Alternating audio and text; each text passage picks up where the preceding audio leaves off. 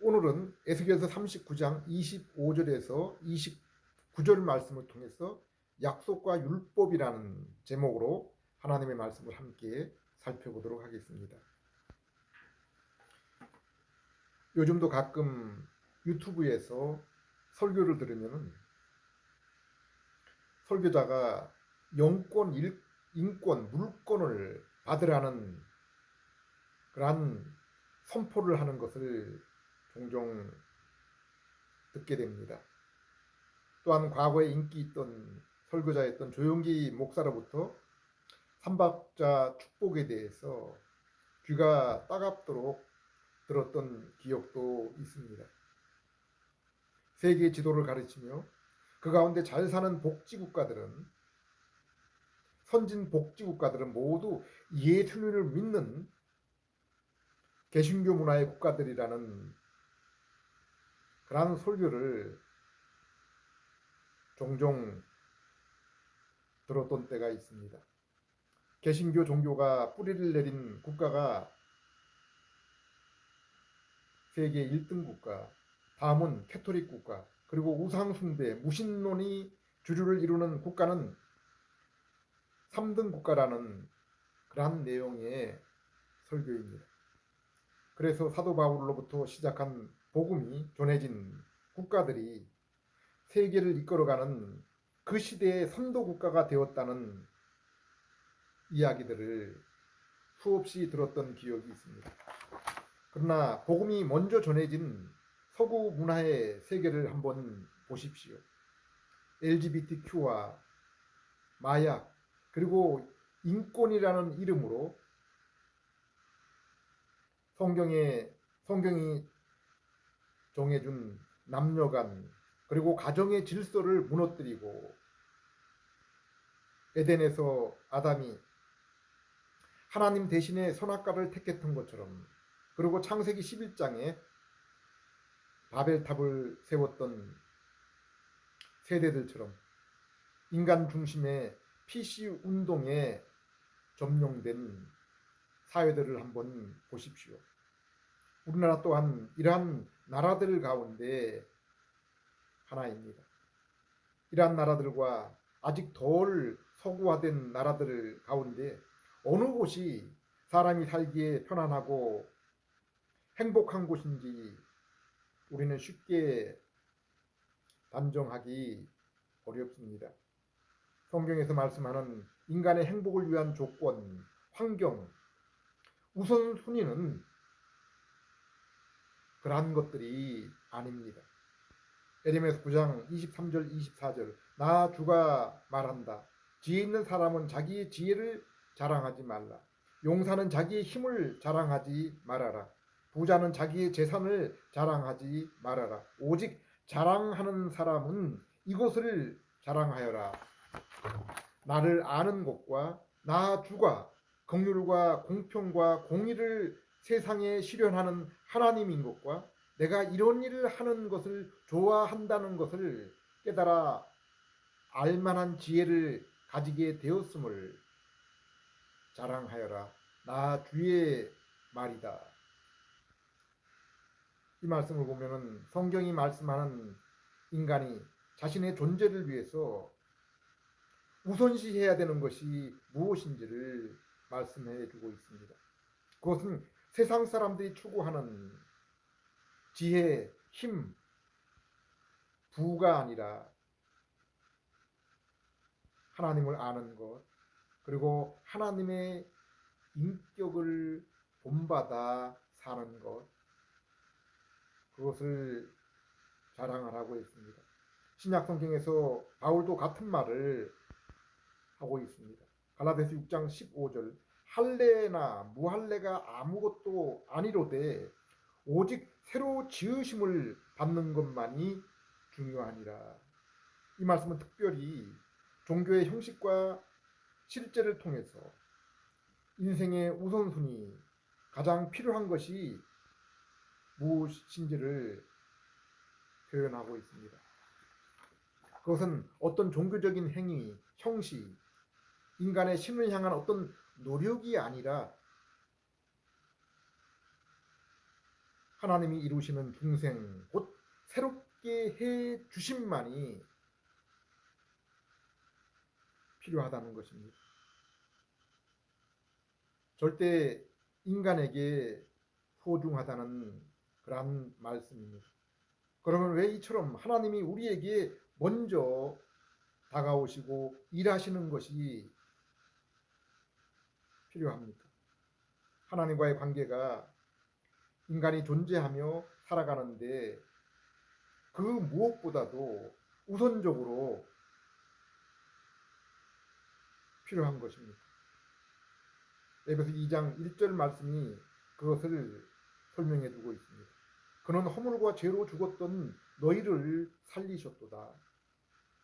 이 말씀을 이해하기 위해서는 인간이 어떻게 구성되었는가를 알아야 됩니다. 창세기 2장 7절을 보면은 하나님은 땅의 흙으로 인간을 지으시고 생기를 코에 불어 넣으셔서 사람이 되게 하셨다고 했습니다. 창세기 1장 27절에는 인간을 하나님의 형상으로 지으셨다고도 했습니다. 그러므로 인간은 육적으로는 다른 피조물처럼 흙으로 지음을 받았지만은 영적으로는 하나님과 교통할 수 있는 존재임을 나타내고 있습니다. 그래서 인간은 창세기 1장 27절 28절 2장 15절 16절을 보면은 육체를 입은 인간은 자기와 같은 육체의 모양의 피조 세계를 다스리며 자기와 동일한 모양의 이성적 인간에게 하나님에 관한 지식을 전하며 또한 하나님의 형상을 입은 존재로서 하나님과 교제하며 그분께 예배와 영광을 돌리기 위해 돌리는 존재적인 사명과 목적을 지녔음을 알려주고 있습니다. 그런데 하나님과 사귐을 갖던 에덴 동산 곧 성전 한가운데 있던 선악과 나무 열매를 따먹음으로 인해 하나님과의 관계가 끊어진 영적 죽음의 상태에 이르게 된 것입니다. 여기서 동산 한가운데 있던 선악과 나무의 열매의 의미는 인간의 존재와 그 존재의 목적이 무엇인지를 인정하는 것입니다. 인간은 하나님이 창조하신 피조물이며 하나님의 형상을 입은 자로서 하나님의 영광을 위해서 살아야 함을 보여주는 것입니다. 그러므로 선악과 열매는 하나님이 정하신 선과 악의 기준입니다.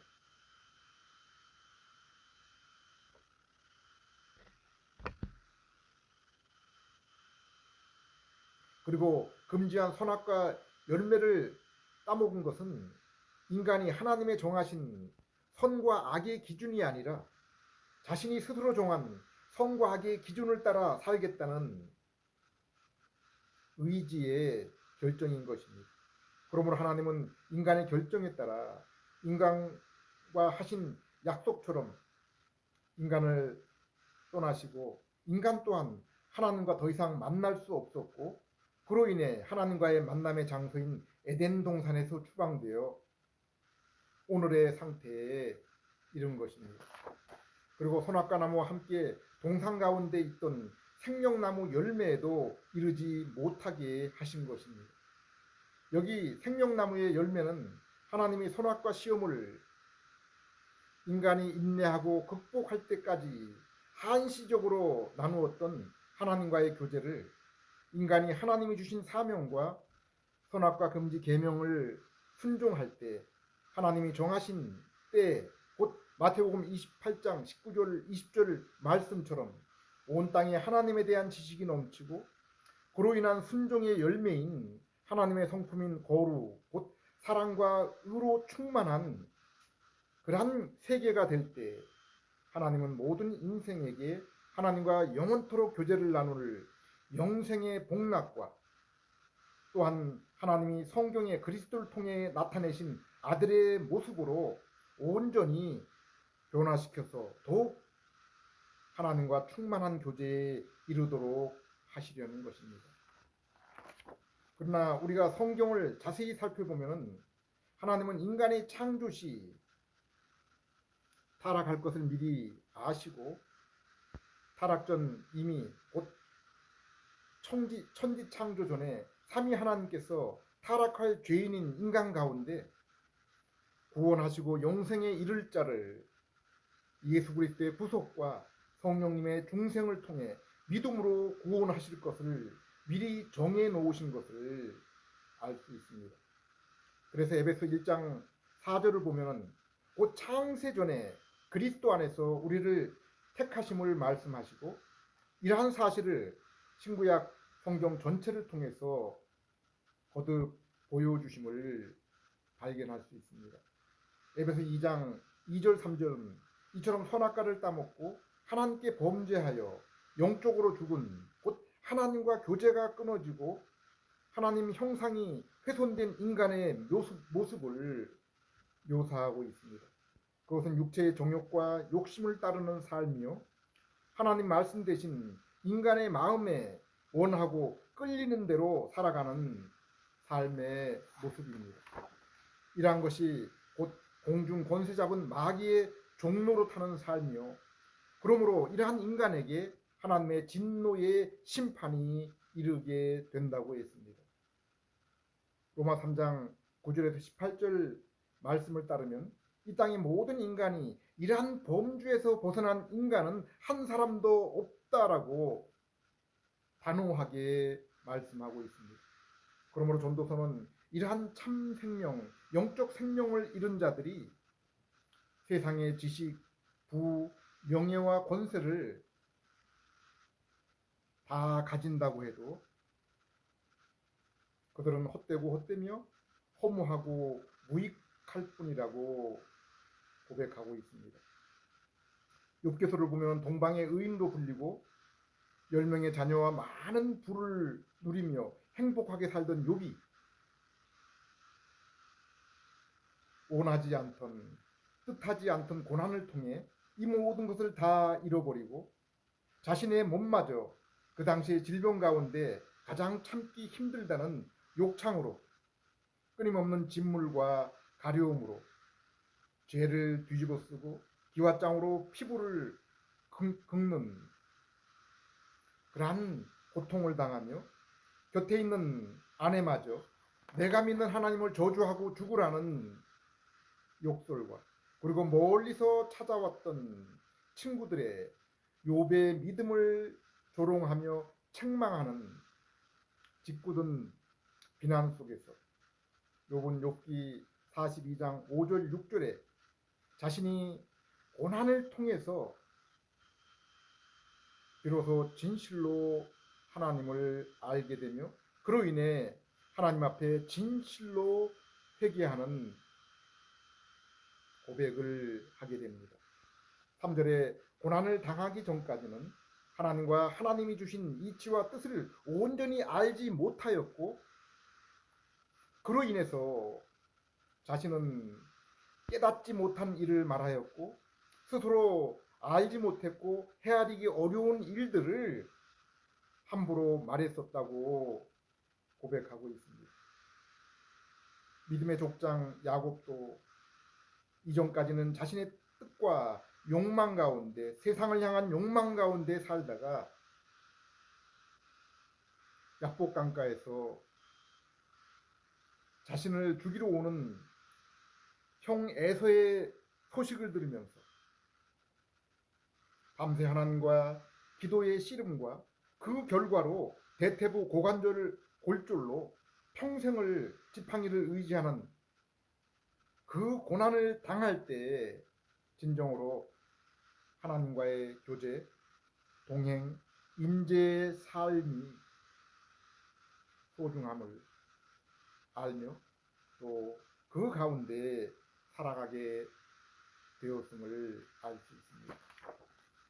최근에 선지서를 읽으면서 선지자들이 하나님의 말씀을 패역한 이스라엘에게 전하면서 그들이 우상 숭배, 하나님을 의지하는 대신 이방 나라의 도움을 구하며 계명 곧 하나님의 성품을 따른 공의와 인자의 삶 대신에 불의와 더러운 윤리의 삶을 사는 이스라엘이 그로 말미암아 아마 옛 언약 곧 율법의 약속을 따라 그 땅에서 추방을 당하며 이방 나라에 종사질을 하게 되었음을 선포하고 있습니다. 그들의 재앙은 전쟁, 기근, 전염병 그리고 사나운 짐승을 통해서 이루어짐을 보여주고 있습니다. 이러한 징벌은 예수님 당시 이스라엘의 멸망 그리고 계시록의 마지막 재앙 또한 이러한 모습으로 이루어짐을 말씀했습니다. 그럼에도 불구하고 선지자들은 이스라엘에게 소망이 있음을 빠뜨리지 않고 선언하고 그것은 오직 언약을 통해서 이루어짐을 말씀하고 있습니다. 곧 영원한 언약, 평화의 언약, 새 언약이라 불리는 하나님이 주신 약속을 통해서 이루어지는 것입니다. 이 약속은 에덴 동산에서 아담이 선악과로 범죄한 후 하나님이 아담을 떠나시기 전 아담이 에덴 동산을 추방당하기 전에 이미 선언된 것으로 창세기 3장 15절 말씀입니다. 그러나 에베소 1장 3절 4절과 성경의 여러 구절들은 벌써 세상이 창조되기 전에 삼위 하나님의 계획과 사역이 있었음을 곧 성부의 은혜와 선택, 성자의 십자가의 구속 그리고 성령님의 중생을 통한 믿음을 주시는 사역이 미리 있었음을 분명하게 말씀하고 있습니다. 그 대표적인 예가 에베소 1장 3절에서 14절 말씀이며 이러한 은혜 언약, 은혜로운 사역의 목적은 오직 하나님 자신의 영광을 위해서라고 기록하고 있습니다. 이후에 노아, 아브라함, 모세, 다윗에게 반복적으로 아들을 통한 구원과 하나님과의 관계 회복의 약속이 계속되었고 그러나 그리스도의 출현이 가까울수록 이러한 언약이 점점 더 분명하고 풍성하게 나타나는 것을 볼 수 있습니다. 창세기 12장 1절에서 3절에서 하나님은 아브라함에게 세상과 다른 아브라함을 통한 새로운 나라를 이루실 것을 약속했습니다. 아브라함의 육체를 통한 새로운 족속 그리고 알지 못하는 땅으로 인도하는 그 새로운 땅 그리고 마귀가 주인으로 다스리는 나라가 아닌 하나님이 주님이 친히 왕과 주인인 그러한 나라입니다. 골로새 1장 13절 14절에서는 아브라함의 씨인 예수 그리스도의 구속을 통해 참 이스라엘 성도는 이제 흑암의 나라에서 사랑의 아들의 나라로 옮겨졌다라고 그렇게 말씀하고 있습니다. 그가 우리를 흑암의 권세에서 건져내사 그의 사랑의 아들의 나라로 옮기셨으니 그 아들 안에서 우리가 속량 곧 죄 사함을 얻었도다. 창세기 17장 7절 8절을 보면은 하나님이 아브라함에게 언약을 맺으실 때 벌써 그 언약은 변치 않는 영원한 언약이었음을 말씀하시고 그 언약이 주는 유익이 무엇인지를 분명히 말씀하고 있습니다.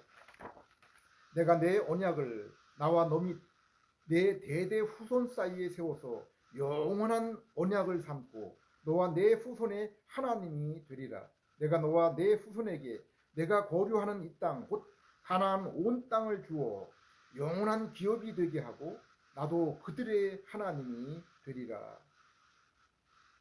그리고 이 약속과 함께 하나님이 주신 것이 할례를 비롯한 율법입니다. 17장 1절에서도 하나님은 아브라함에게 이제 믿음을 통해서 주신 그 언약의 그 약속 은혜 이후에 너는 내 앞에서 행하여 완전하라라고 그렇게 말씀했습니다. 그러므로 우리는 은혜 언약과 율법과의 관계를 잘 이해해야 됩니다. 로마 3장 20절 21절을 보면은 이러한 것이 분명하게 나타나 있습니다. 거룩하게 선하게 살라는 율법 그 자체만으로는 죄인된 인간이 결코 하나님께 이를 수 없습니다. 이방인뿐 아니라 이스라엘조차도 하나님께 영적으로 하나님 앞에 영적으로 죽은 그러한 죄인이기 때문입니다. 성경은 분명히 아담 이후 모든 죄인은 죄로 인해 죄의 책임, 그 형벌을 받아야 할 뿐 아니라 죄로 인해 현재 부패한 마음, 부패한 인격의 상태에 있어서 결코 자신의 힘으로는 하나님께 나아갈 수 없고 하나님이 요구하시는 선, 곧 율법을 행할 수 없는 상태에 있음을 보여주고 있습니다. 그래서 21절에 율법과 선지자, 곧 구약 성경에 인간 스스로 이룰 수 없는 하나님께 이룰 수 있는 그러한 의가 구약 성경 안에 나타나 있는데 21절 이후에 그것이 바로 장차 오실 예수 그리스도를 통한 구속의 의라고 말씀했습니다. 갈라디아 3장에서 약속과 율법의 관계를 설명하면서 율법은 약속하신 자손이 오시기까지 그들이 범죄한 죄인이기 때문에 그 사실을 알도록 깨닫도록 하기 위해서 주신 것이라고 했습니다.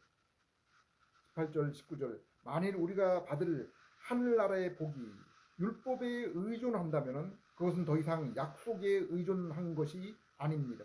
그러나 하나님은 약속을 통해 아브라함에게 은혜로 이러한 복을 주신 것입니다. 그렇다면 율법을 주신 목적이 무엇입니까? 그것은 약속된 분이 오실 때까지 죄가 무엇인지를 깨닫도록 하기 위한 것입니다. 에스겔 39장 25절에서 29절을 보면은 하나님은 범죄한 이스라엘에게 열국에 흩어지는 징계와 심판을 내리신 후에 하나님께서 먼저 그들에게 찾아가셔서 그들을 불쌍히 여기신 곧 자비와 긍휼을 베푸십니다. 그러할 때 이스라엘이 자신의 범죄를 부끄러워하며 회개하며 그로 인해 그들은 하나님이 바로 자신들의 하나님이심을 알게 되고 고백하게 된다고 했습니다. 하나님은 이스라엘에게 이러한 일이 일어나도록 그들에게 성령을 주실 것이라고 했습니다. 그리고 이러한 영원한 언약, 화평의 언약, 새 언약에 대한 약속은 예수 그리스도의 육신으로 오심, 그리고 그분의 십자가 부활 사역 이후에 오순절에 성령님을 성도 각각에게 부어주심으로 더욱 분명하고 충만하게 이루어진 것입니다. 에덴 동산 그리고 에스겔 성전, 계시록의 하늘 보좌로부터 생수 곧 생명수가 흘러나와서 만물을 소송케 하고 모든 질병이 치료되며 부유하게 된다고 했습니다. 요한복음 7장 37절에서 39절을 보면은 장막절 곧 초막절에 이스라엘이 실로암 못에서 물을 길러 성전 문지방에 물을 쏟아 붓는 행위를 보면서 예수님께서 이 말씀을 하십니다. 명절 끝날 곧 큰 날에 예수께서 서서 외쳐 이르시되 누구든지 목마르거든 내게로 와서 마시라.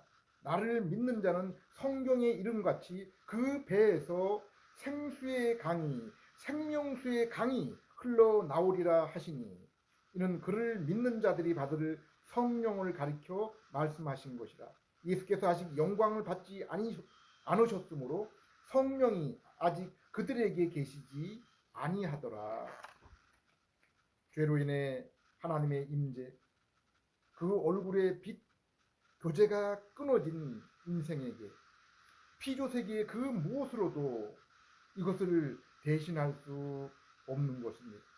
하나님의 형상을 입은 인생에게 하나님 형상의 회복, 곧 골로새 3장 10절, 에베소 4장 24절의 말씀처럼 하나님을 아는 지식과 인격으로 새롭게 되지 않고서는 인생이 만물과의 관계, 그리고 인생과 인생과의 관계, 그리고 하나님과의 참된 관계를 결코 조화롭게 이룰 수 없는 것입니다. 오직 죄인인 우리를 위해 준비하신 은혜의 언약 되신 예수 그리스도에게 나올 때 성령님의 생명수를 통해서 새 생명과 거룩한 참된 인격을 얻게 되며 이로 인해 신령으로 진정으로 하나님 앞에 참으로 예배를 드리며 날마다 보좌와 지성소에 이르고 또한 하나님의 자녀로서 마음으로부터 진정한 율법의 순종으로 인한 선한 삶을, 그리스도와 같은 그 모습의 삶을 살게 되는 것입니다. 하나님과 낙원을 잃어버린 죄인은 오직 복음, 곧 성경의 언약을 따라 예수 그리스도에게 나올 때 생명수 되신 성령님께서 새 생명과 새 마음을 주시며 성도는 이로 인해 예수 그리스도를 믿음으로 하나님의 자녀가 되고 자녀다운 삶을 살게 되며 끊임없이 심령 속에 심겨진 말씀을 통해 흘러나오는 생명수를 통해 하나님의 거룩한 이름을 이 땅에 드러내며 또 저 죽어가는 자들을 살게 하는 것입니다. 기도하겠습니다. 하나님 아버지, 이 시간도 하나님께 가까이 나아감이 인생에게